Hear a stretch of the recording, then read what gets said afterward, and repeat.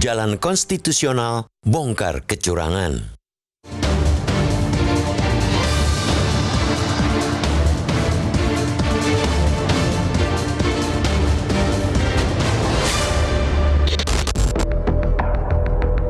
Komisi Pemilihan Umum atau KPU dijadwalkan akan menetapkan hasil rekapitulasi pemilu 2024 hari ini.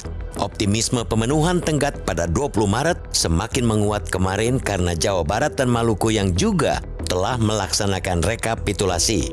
Sementara provinsi yang masih melakukan rekapitulasi penghitungan adalah Papua Pegunungan. Proses rekapitulasi sempat mengalami kendala karena harus berpindah dari Kabupaten Tolikara ke Jayapura karena alasan keamanan. Jika penetapan rekapitulasi benar dilaksanakan hari ini, maka satu tahapan lagi dalam proses pemilu 2024 kita lewati. Meski begitu, pesta demokrasi belum tuntas. Tugas bangsa ini untuk menegakkan kualitas demokrasi justru memasuki babak lebih penting di hari-hari ke depan. Bahkan, 3 hari ke depan ibarat perang pamungkas bagi semua pihak yang masih peduli pada demokrasi. Dalam 3 kali 24 jam ini adalah batas waktu untuk pengajuan sengketa hasil rekapitulasi KPU itu ke Mahkamah Konstitusi atau MK. Selanjutnya paling lambat dalam 14 hari, MK harus memutus perkara atas perselisihan hasil rekapitulasi itu. Dengan masifnya dugaan kecurangan di pemilu kali ini, jangka waktu 3 hari tersebut semestinya benar-benar digunakan oleh semua pihak yang selama ini telah bersuara. Ini bukan hanya dari tim 2 pasangan calon yang selama ini merasa dirugikan, yakni Paslon nomor 1 Anies Baswedan Muhaimin Iskandar dan Paslon nomor 3 Ganjar Pranowo Mahfud MD, melainkan pihak-pihak lainnya yang juga mengungkapkan banyaknya bukti kecurangan pemilu.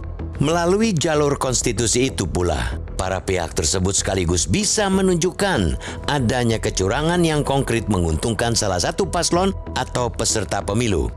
Selama ini, kecurangan yang terstruktur, sistematis, dan masif untuk menguntungkan salah satu pasangan calon disebut telah dilakukan bahkan jauh sejak sebelum tahapan pemilu. Dugaan kecurangan itu pun bahkan telah disuarakan melalui banyak media, termasuk melalui film. Meski begitu, harus kita akui jika dugaan itu belum terkuantifikasi secara konkret. Akibatnya segunung apapun dugaan kecurangan tetap saja mudah ditepis. Bahkan diputarbalikkan oleh kubu yang diuntungkan. Sebab itu, pertarungan di MK kali ini sekaligus akan menjadi pembuktian kredibilitas dari para penuntut. Rakyat dan semua pihak yang bersengketa akan sama-sama dapat melihat sejauh mana demokrasi kita telah dicederai. Lebih luas lagi, dijalankannya hak konstitusi di MK sesungguhnya adalah kerja gotong royong dengan proses check and balance melalui hak angket yang juga sedang didorong di DPR.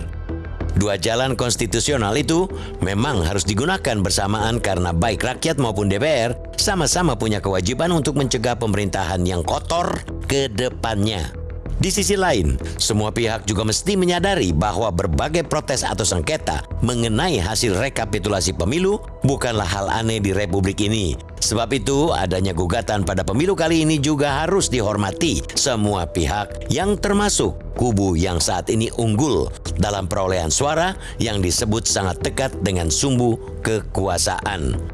Seruan-seruan yang disampaikan pemerintah agar seluruh komponen menjaga situasi kondusif pasca penetapan hasil rekapitulasi semestinya pula dibarengi dengan penghormatan terhadap warga negara atau partai politik yang ingin menggunakan hak konstitusional mereka melalui MK maupun pengguliran hak angket.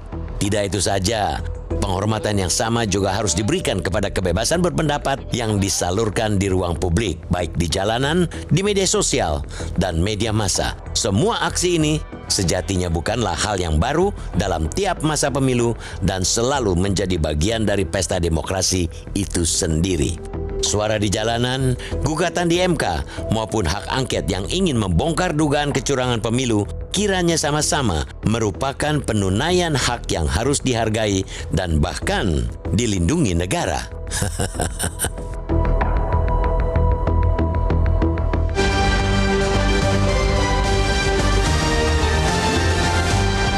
Jelajahi cara baru mendapatkan informasi. Download Metro TV Extend sekarang.